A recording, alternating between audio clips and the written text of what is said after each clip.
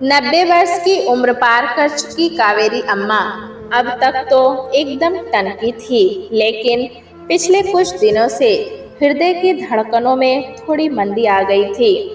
इसीलिए उनका शरीर अब वैसा साथ नहीं निभा पा रहा था जैसा अब तक उसने साथ दिया था। कावेरी अम्मा अपने बेटे प्रतीक की बड़ी ही लाडली माँ थी। जैसे बच्चे लाडले होते हैं ना, बिल्कुल वैसे ही इस बुढ़ापे में वो भी थी। उनकी बहू नमिता भी उनका बड़ा ख्याल रखती थी। प्रतीक ऑफिस से आते ही सबसे पहले अपनी अम्मा के कमरे में जाता। उनकी खैर खबर लिए बिना उसे चैन कहाँ था। फिर हाथ मुंह धोने के बाद उनके पास जाकर उन्हें अपने साथ डाइनिंग टेबल पर लेकर आ जाता। उसके बाद नमिता और वो दोनों साथ बैठकर चाय नाश्ता करते, देर तक बातें करते रहते। सच में कावेरी अम्मा बहुत भाग्यशाली थी जो उन्हें श्रवण कुमार जैसा बेटा और इतनी प्यारी सुशील सर्वगुण संपन्न बहू नमिता के रूप में मिली थी। प्रतीक और नमिता के दो बच्चे थे, एक बेटा राज और बेटी नीता। दोनों जुड़वा पैदा हुए थे। वे दोनों अब बड़े हो चुके थे और पुणे में एक साथ पढ़ाई कर रहे थे। नमिता ने अपने बच्चों को सुंदर संस्कारों से सजाया था। बचपन से कावेरी अम्मा की भी उन पर पैनी नजर रहती थी। नमिता हर रोज उनके दिन भर की गतिविधियों के बारे में उनसे रात को पूरी पूछताछ करती। ये उन दोनों के एमबीए का आखिरी वर्ष था। वे बीच बीच में छुट्टियों में घर आ जाते थे। अपनी दादी के साथ समय बिताना उन्हें भी बहुत पसंद था। उनकी कावेरी दादी उनकी अपनी जवानी के दिनों में कबड्डी खेला करती थी और अपने इस खेल के किस्से अपने दोनों पोते पोती को सुनाया करती थी।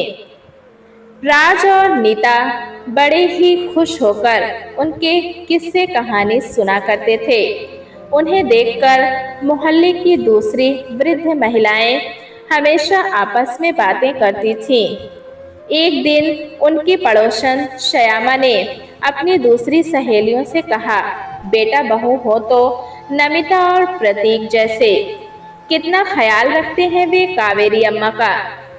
विमला ने कहा, हाँ श्यामा तुम एकदम सही कह रही हो। बहुत ही किस्मत वाली है हमारी कावेरी अम्मा, वरना आजकल कहाँ बूढ़ों की इतनी तीमारदारी होती है।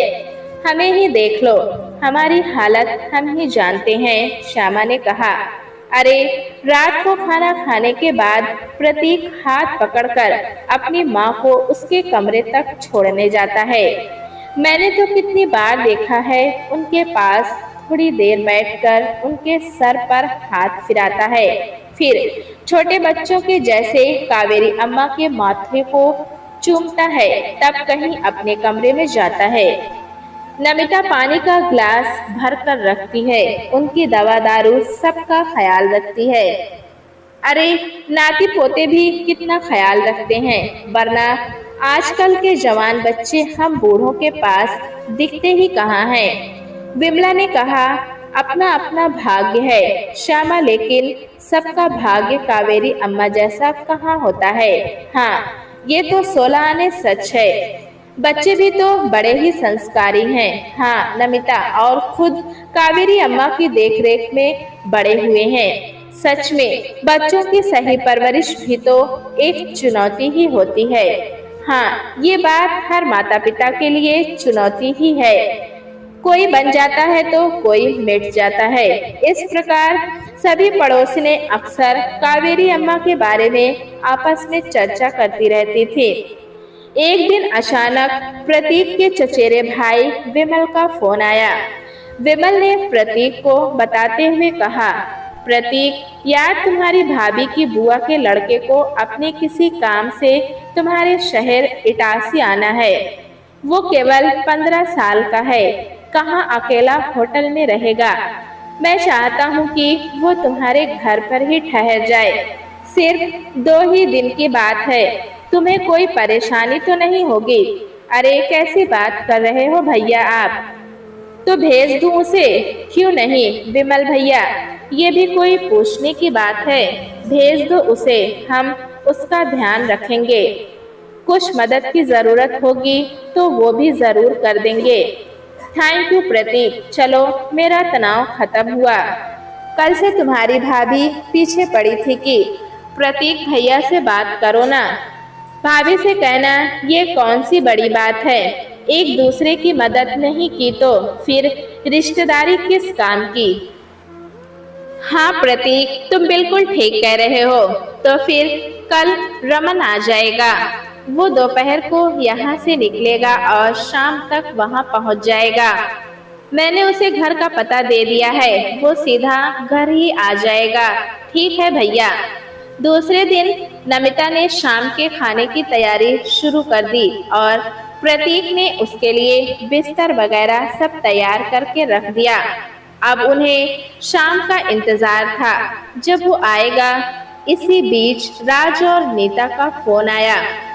राज ने अपनी मम्मी नमिता से कहा, मम्मा दादी की बहुत याद आ रही है, उनसे बात करवाओ ना। हाँ अभी देती हूँ।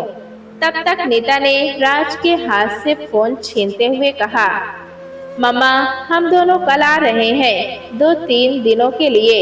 मुझे भी दादी की बहुत याद आ रही है। वो ठीक तो है ना? हाँ हाँ ठीक है तुम्हारी दादी, सांस लेने में बीच बीच में थोड़ी दिक्कत होती है। अब बेटा उम्र भी तो है ना। कहते हुए नमिता कावेरी अम्मा के पास आ गई। फोन देते हुए उसने कहा, अम्मा आपके पोते और पोती का आपकी बहुत याद आ रही है। लो बात करो। हेलो नीता, कैसे हो तुम दोनों? दादी हम तो एकदम ठीक हैं, आप कैसी हो दादी? राज ने पूछा। अरे मुझे क्या हुआ, अभी इतनी जल्दी मैं जाने वाली नहीं हूँ। शतक भी तो पूरा करना है मुझे। तुम दोनों की ये इच्छा मैं जरूर पूरी करूंगी। वेरी गुड दादी, हम दोनों कल आ रहे हैं आपसे मिलने। आ जाओ आ जाओ, मेरा भी बड़ा मन कर रहा है तुम दोनों को देखने का, बातें भी करने का। 3 महीने हो गए हैं तुमसे मिले हुए। हाँ दादी, बस आज की रात का इंतजार कर लो, कल सुबह हम सब साथ साथ होंगे। ठीक है बच्चों, मैं सुबह का इंतजार करूंगी। धीरे धीरे रमन के आने का समय भी हो गया। कुछ ही देर में घर के सामने एक टैक्सी आकर रुकी। रमन एक छोटे से ब्रीफकेस को अपने हाथ में लिए हुए आ रहा था। तभी प्रतीक ने दरवाजा खोला और उसके पास पहुंचकर पूछा, तुम रमन हो ना? हाँ अंकल, आओ बेटा। घर ढूंढने में ज्यादा परेशानी तो नहीं हुई? नहीं नहीं अंकल, घर आराम से मिल गया। तब तक वो दोनों घर में आ गए। नमिता ने भी उसके आते ही कहा, आओ बेटा, और पानी का ग्लास भरकर उसे दे दिया। तब तक रमन की नजर सोफे पर पड़ी कावेरी अम्मा पर पड़ गई। उसने तुरंत उनके पास जाकर उनके पैर छुए। कावेरी अम्मा ने आशीर्वाद देते हुए कहा, जिस काम के लिए आए हो भगवान उसमें तुम्हें सफलता दे। बड़े अच्छे संस्कार पिरोए हैं तुम्हारी माँ ने, वरना आजकल के बच्चे कहाँ पैर छूना जानते हैं। मानो सब कुछ भूल गए हैं। मिलते वक्त हाय हेलो के सिवाय कहाँ कुछ और कहते हैं। कुछ देर सबने रमन के साथ बैठकर बात की, फिर अपने अपने काम में लग गए। रात को खाने की टेबल पर खाना खाते समय प्रतीक ने रमन से पूछा, बेटा यहाँ कैसे आना हुआ, क्या काम है? अंकल मैं एक स्कूल में एडमिशन की बात करने आया हूँ। क्यों, तुम्हें हॉस्टल में रहकर पढ़ाई करना है? अभी तो तुम वही तुम्हारे परिवार के साथ रहकर भी पढ़ाई कर सकते हो। बेटा ऐसा मौका जीवन में कम ही होता है। बच्चे एक बार घर से बाहर निकल गए तो फिर वापस मेहमान बनकर ही घर लौटते हैं। ये समय तो परिवार के साथ रहने का है। रमन ने कोई जवाब नहीं दिया। प्रतीक को भी लगा अगर वो नहीं बताना चाहता तो उसे जबरदस्ती नहीं पूछना चाहिए। उसने कहा, रमन तुम जिस काम के लिए आए हो उसके लिए all the best. Thank you uncle. Prateek अपने कमरे में तो चला गया, पर रमन की बात को हजम नहीं कर पाया। बहुत सोचने के बाद अंततः उसने अपने भाई विमल को फोन लगा ही दिया। हेलो भैया। हाँ बोलो प्रतीक। रमन पहुंच गया ना? हाँ भैया, वो अच्छे से आ गया है। भैया, मैं आपसे कुछ पूछना चाहता हूँ। हाँ हाँ पूछो ना, क्या बात है? ये रमन वहाँ अपना घर बार छोड़कर यहाँ पढ़ाई करने क्यों आना चाहता है? अरे प्रतीक, तुझे क्या बताऊं, दो दो साल में एक क्लास पास करता है। पढ़ाई लिखाई में बिल्कुल मन नहीं लगता उसका। यहाँ माँ बाप परेशान है। हरकतें भी कोई बहुत अच्छी नहीं है। कुछ लड़कियों ने स्कूल में छेड़छाड़ की शिकायत भी दर्ज करवाई थी। शायद स्कूल वाले भी अब उसे उनके स्कूल में नहीं रहने देना चाहते। बाप रे, ये लड़का तो खतरनाक लग रहा है। दिखने में तो मासूम सा लगता है। प्रतीक, तुम चिंता मत करो, बस एक ही रात की तो बात है, कल तो वो वापस चला जाएगा। हाँ भैया ठीक है, रखता हूँ। ठीक है। रमन के माता पिता ने 13 वर्ष की उम्र से ही उसे स्मार्टफोन दिला रखा था। दिलाया तो सही, पर कभी ये सुध नहीं ली कि उनका लड़का उस मोबाइल में करता क्या है, वो देखता क्या है, वो सुनता क्या है और सीख क्या रहा है। पढ़ाई में विफलता पर विफलता मिलने के बाद भी उन्होंने कभी ये गौर ही नहीं किया कि उनका बेटा क्यों राह से भटक रहा है। माँ बाप परेशान पर कारण नहीं खोज पा रहे। दरअसल रमन को ऐसी वीडियो देखने की लत लग गई थी जो इस बालिग उम्र में उस बारूद की तरह होते हैं, जिसमें अगर एक भी आग की चिंगारी लग जाए तो भड़क कर जल उठते हैं और फिर सब खत्म कर देते हैं। लेकिन ये राज तो सिर्फ रमन ही जानता था। यहाँ भी वो अपना मोबाइल अपने साथ लेकर आया था और रोज रात की तरह सबके सोने के बाद उसने फिर वही वीडियो देखना शुरू कर दिया।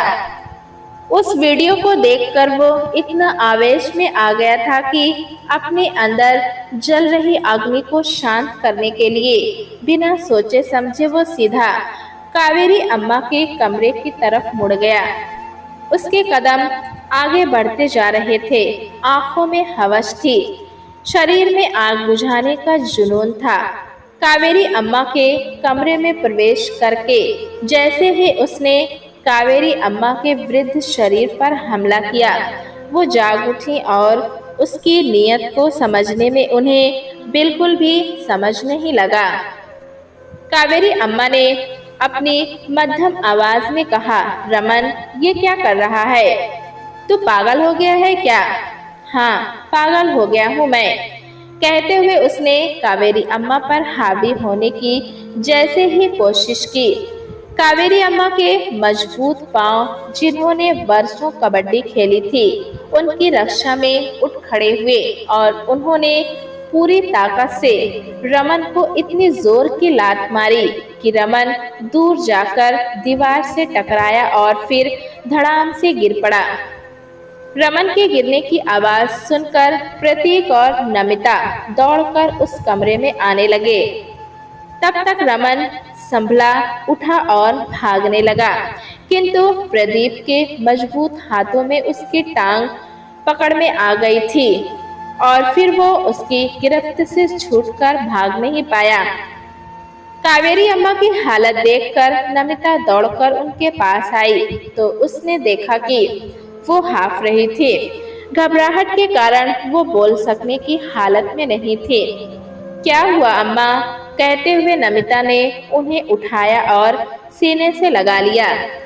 कावेरी अम्मा नमिता से इस तरह से चिपक गई जैसे कोई छोटा बच्चा अपनी माँ के सीने से लगकर सुकून महसूस करता है। नमिता ने पूछा, अम्मा आप ठीक तो है ना? कावेरी अम्मा ने हाथ से इशारा किया, रुक जाओ। जरा सांस तो लेने दो, फिर बताती हूँ।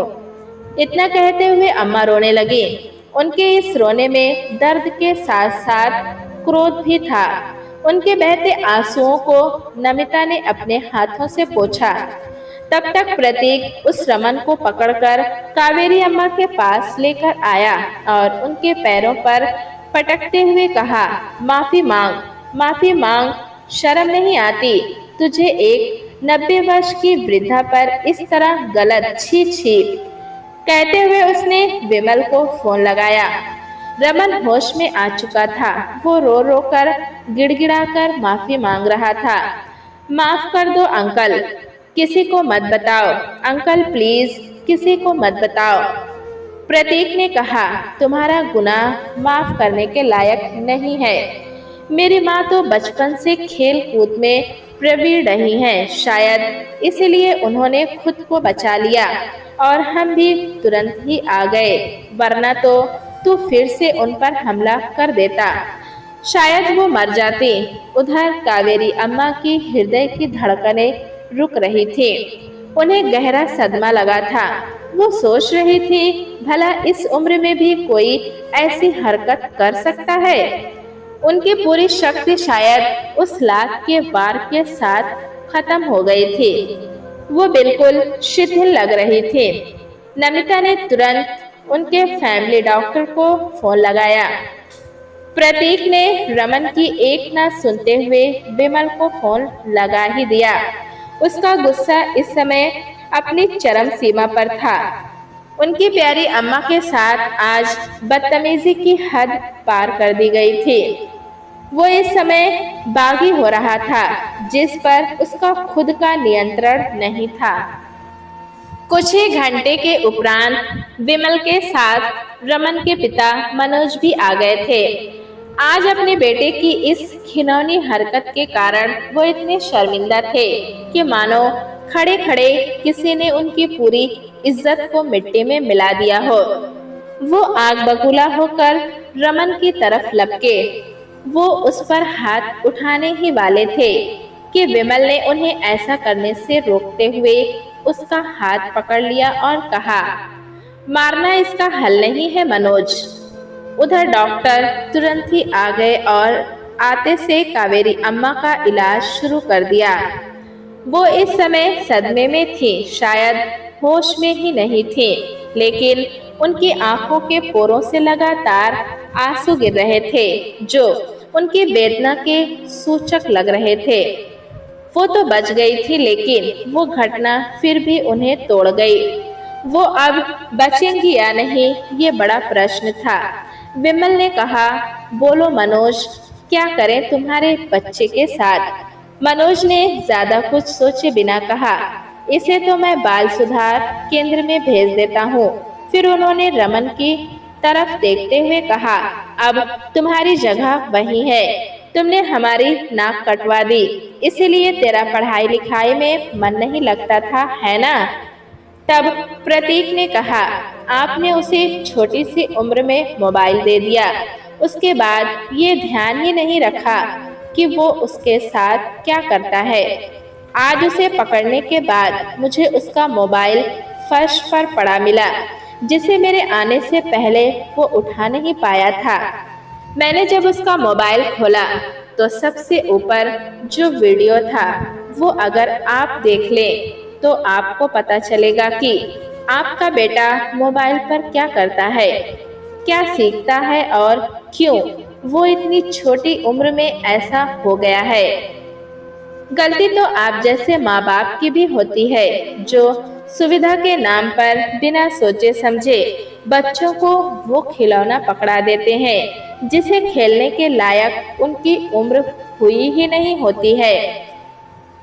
माना कि सब बच्चे ऐसे नहीं होते, लेकिन अगर 100 में से एक भी ऐसा निकल जाए तो वो एक भी तो किसी न किसी की आंखों का तारा होता है, न जो बर्बादी के रास्ते में कहीं खो जाता है। मैं पुलिस में फोन करने वाला था, लेकिन मेरी माँ बच गई, तो आप अपने बेटे को लेकर जा सकते हैं। जो सजा देना चाहें आप खुद ही दे दें। जिस वक्त उसने आकर अम्मा के पांव छुए थे, तब मुझे ऐसा लगा था कि कितना संस्कारी है। बातें भी बड़े ही अदब के साथ नम्रता पूर्वक कर रहा था, पर अचानक ही सब कुछ बदल गया। उसके अंदर एक भेड़िया पल रहा था, जिसके कसूरवार तो आप भी हैं, जो उस पर अपनी पैनी नजर न रख पाए। अब आप इसे मेरी नजरों से दूर ले जाइए प्लीज। इस समय कावेरी अम्मा को ग्लूकोज की बोतल चढ़ रही थी। प्रतीक और नमिता पूरी रात उनके सिरहाने बैठे अपने और उनके आंसू पोंछते रहे, भगवान का शुक्रिया अदा करते रहे कि उन्होंने अम्मा को बचा लिया।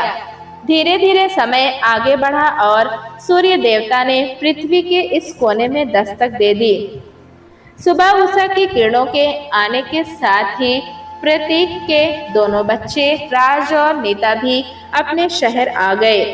इस समय वे दोनों बहुत खुश थे। उन्होंने बस से अपना सामान उतारा, नीचे आकर इधर उधर देखा, लेकिन आज उन्हें पापा की कार नहीं दिखाई दी।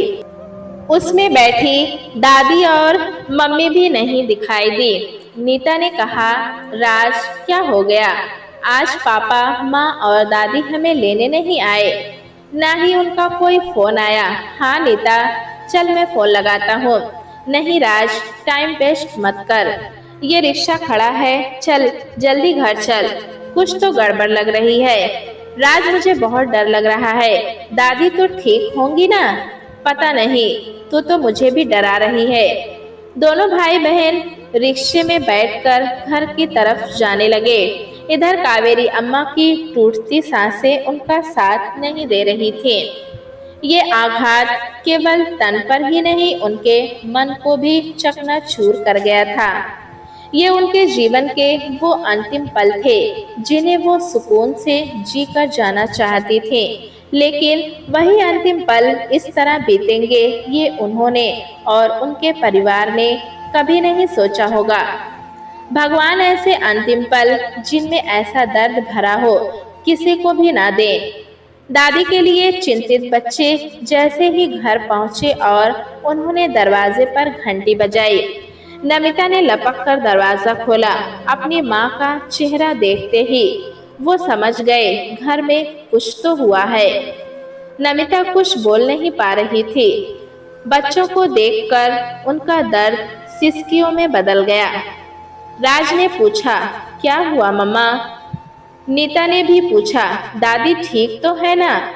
घबराए हुए चेहरे के साथ वे दोनों अंदर आए। उन्होंने देखा कि ग्लूकोज की चढ़ी हुई बोतल से ग्लूकोज उनकी दादी के शरीर में जा तो रहा था, लेकिन दर्द में लिपटकर आंसुओं के रूप में आंखों से बाहर टपकता भी जा रहा था। घर में सन्नाटा सा था, एक ऐसा अजीब सन्नाटा जो इससे पहले उन दोनों ने कभी नहीं देखा था। उनकी धड़कनें भी तेज हो रही थी, दिल घबरा रहा था। कावेरी अम्मा के पास पहुंचकर बच्चों ने एक साथ आवाज लगाई, दादी दादी देखो हम आ गए। अपनी जान से ज्यादा प्यारे अपने बच्चों की आवाज सुनकर उनकी दादी ने आंखें खोली। नीता और राज दोनों उनके पास बैठ गए। नीता ने पूछा, क्या हो गया दादी, तबीयत बिगड़ गई है? कुछ दुख रहा है? राज ने कहा, मेरी हिम्मत वाली दादी जल्दी ही ठीक हो जाएगी। नीता ने फिर कहा, दादी कबड्डी कबड्डी कहकर इस बीमारी को एक लात मारकर भगा दो। इतना सुनते ही प्रतीक और नमिता रो पड़े। प्रतीक ने कहा, कबड्डी कबड्डी के दम पर ही तो आज तुम्हारी दादी ने खुद को बचा लिया है। राज और नीता परिपक्व थे। वो आश्चर्य भरी नजरों से प्रतीक के सामने देखने लगे और फिर राज ने पूछा, क्या मतलब है पापा आपका? प्रतीक कुछ बोले उससे पहले कावेरी अम्मा ने राज और नीता का हाथ पकड़कर कहा, एक रावण आया था पर मेरा कुछ बिगाड़ नहीं पाया, लेकिन ये बता गया कि धरती पर पाप कितना बढ़ गया है। मैं मेरे इस प्यारे से परिवार के साथ और कुछ दिन जी सकती थी, लेकिन उस पापी ने वो पल मुझसे छीन लिए। वो मेरे जीवन के अंतिम पलों को जहरीला बनाकर चला गया। कहते हुए कावेरी अम्मा ने अंतिम सांस ली। नीता और राज उनके गालों की पप्पी लेने लगे। उनकी दादी की आंखों के आंसू उनके होठों से टकरा गए। वो दर्द उन आंसुओं के साथ बच्चों को अंदर तक छलनी कर गया। एक हंसता खेलता परिवार ऐसे दर्द की चपेट में आ गया जिसका उपचार किसी के पास नहीं था। प्रतीक ने तो छोड़ दिया था, लेकिन राज उसे नहीं छोड़ पाया और पुलिस ने शिकायत दर्ज करवा ही दी। रमन बाल सुधार केंद्र में अब सुधरने की कोशिश कर रहा है, लेकिन उसने कावेरी अम्मा को जो दर्द दिया था, क्या उसके लिए वो खुद को कभी भी माफ कर सकेगा? प्यारे दोस्तों, कहानी कैसी लगी हमें कमेंट में जरूर बताएं। चैनल पे नए हैं तो एक लाइक और सब्सक्राइब करना ना भूलें।